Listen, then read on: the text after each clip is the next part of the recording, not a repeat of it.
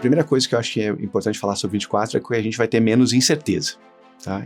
Isso é positivo, a gente pode falar até dessa forma. Mas vai ser um ano difícil. Vai ser um ano de possível contração econômica ou um ritmo de crescimento um pouco menor.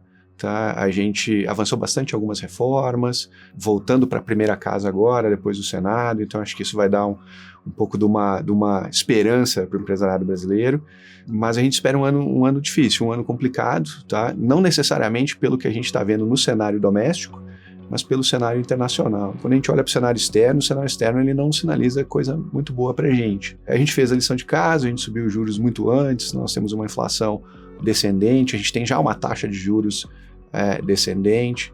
A expectativa, eu diria que ela é melhor do que a gente entrou esse ano, porque nós tínhamos muita incerteza, muita expectativa boa nesse ano, mas muita incerteza. Para o ano que vem a gente entra com menos incerteza, mas com uma expectativa um pouco mais comedida. Tem algo que faz muito sentido nesse momento de algumas incertezas externas, é de você repensar um pouco a sua estratégia, né, em relação a como é que você vai ao mercado, sua estratégia de produto, sua estratégia de portfólio, ou sua própria estratégia de expansão. E quando eu falo estratégia, a palavra principal que está associada à estratégia são escolhas. Tá? Toda vez que você escolhe fazer muita coisa ao mesmo tempo, ou seja, ter poucas prioridades, na prática você está colocando muita energia em muita coisa e isso drena seus recursos. Então isso não é uma forma eficiente de alocação de recursos. Né? Existem tópicos que eu gostaria de colocar aqui que eu acho que são extremamente importantes na pauta dos gestores. Tá? Em busca da eficiência, em busca dessa transformação que aconteceu nesses últimos anos e que foi acelerada ainda mais, tecnologia. Tá? Nós temos ferramentas fantásticas surgindo de tecnologia que podem nos ajudar muito em produtividade. Tá? O ChatGPT é uma delas, né? As AIs generativas estão aí, são várias, né? Que as empresas podem começar a fazer os seus testes, os seus pilotos para buscar eficiências e produtividade em algumas tarefas. Tá? Então, tecnologia está aí. Tá? Explorar possibilidades tecnológicas para transformar os seus processos tem que ser uma pauta constante dos gestores. Mas, como eu disse, escolhendo as prioridades. Pessoas representam, acho que o principal ativo da maioria das organizações, principalmente nas organizações de serviço. Buscar a produtividade dos times, melhor alocação das pessoas, capacitar melhor as pessoas, criar instrumentos para ter times mais eficientes, menores no sentido de buscar o melhor arranjo do time, menores, quem sabe não seja a palavra, melhores, né? Então uma coisa conecta com a outra. Não adianta você querer adotar uma nova tecnologia se você não prepara o seu time para adotá-la. E o terceiro é gestão.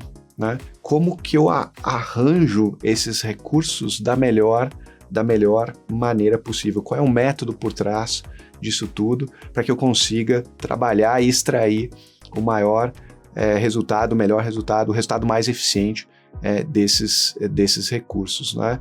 Nesses momentos, o papel da liderança é primordial, tá? Porque a liderança que ela vai precisar entender onde essas forças de mercado dentro desse contexto estão impulsionando ou travando a empresa, né? Porque elas são dinâmicas. Né? Uma das principais pautas dos gestores quando a gente fala a respeito de inovação é que ela precisa ser pragmática. Tá? Então, por alguns anos, tá? E principalmente desses últimos anos, parecia que se você não tivesse uma pauta de transformação, uma pauta de inovação, você nem cool era. Né? Você não está conectado com a necessidade do mercado e com como ele está transformando. Então, muitas iniciativas elas foram trazidas para as organizações sem aquela avaliação crítica de como isso conecta com a minha estratégia, como é que isso alavanca a minha rentabilidade, como é que isso vai me levar para frente. Nesse cenário, principalmente de uma incerteza externa, né, de uma possível configuração recessiva externa, né, ou não expansiva, tá? Não espere muito do mercado. Tá? Aproveite as oportunidades que elas vão se mostrar, algumas principalmente no mercado doméstico, né? Identifique elas, priorize e define iniciativas para ir atrás delas, mas principalmente olhe para dentro de casa, olhe para aquilo que você pode influenciar. tá? Olhar para os seus processos, olhar para a sua estrutura, para o seu arranjo organizacional, para como você aloca os seus recursos, isso cabe só aos gestores. Tá?